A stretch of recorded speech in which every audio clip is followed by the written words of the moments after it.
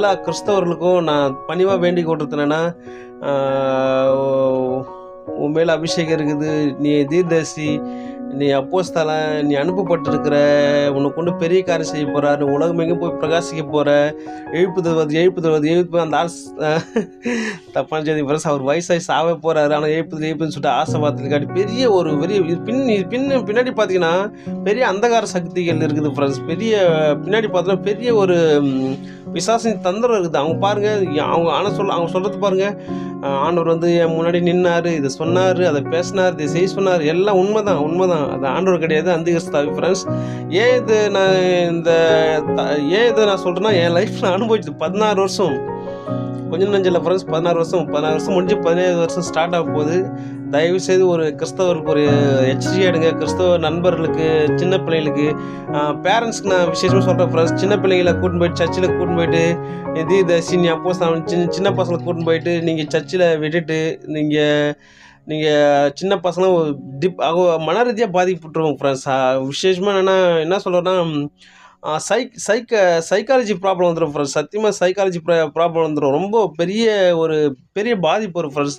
அதனால் என்னுடைய கருத்து என்னென்னா, தயவுசெய்து ஒரு ரெக்வஸ்ட்டை கேட்குறேன், பணிவாக கேட்குறேன், தாய்மையாக கேட்குறேன்.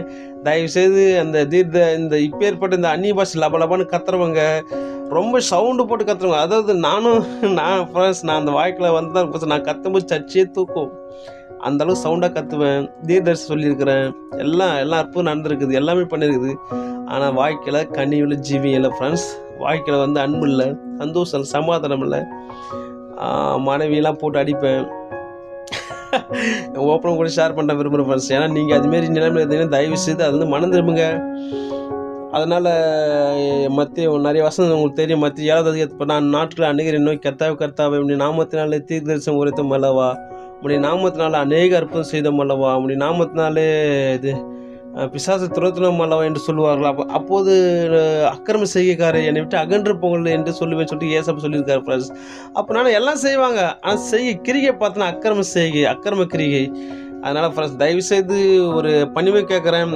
இந்த தீர்க்கதரிசனம், அற்புதம், அதிசயம் எல்லாம் தூக்கி போட்டுட்டு அன்புடன், அதாவது எபேசியர் ஒரு வசனம் இருக்குது ஃப்ரெண்ட்ஸ், காற்றை போல் அலசடிகிற, அதாவது உபதேசத்தில் காற்றை போல் அந்த உபதேசத்தில் அலசைப்படாமல் சத்தியத்தை கை கொண்டு தலையாக கிறிஸ்துவுக்குள் நீங்கள் என்ன பண்ண, கிறிஸ்துவுக்கு கீழ்ப்படிந்து சத்தியத்தை கை கொண்டு அன்பாக வாழுங்க அப்படின்னு சொல்லிட்டு பவுல் வந்து எபேசியர் ஒரு வசனம் சொல்கிறார் ஃப்ரெண்ட்ஸ். அதனால் என் தாட்ஸ்னா ஃப்ரெண்ட்ஸ், தயவுசெய்து ஒரு எச்சரிக்கை செய்தி, தயவுசெய்து வந்து இதை புரிஞ்சுக்கிங்க. இன்னமும் அந்த செய்தியும் கேட்டு நீங்கள் போய்ட்டு தீர்க்கதரிசனம், அற்புதம், அதிசயம், எழுப்புதல் போனீங்கன்னா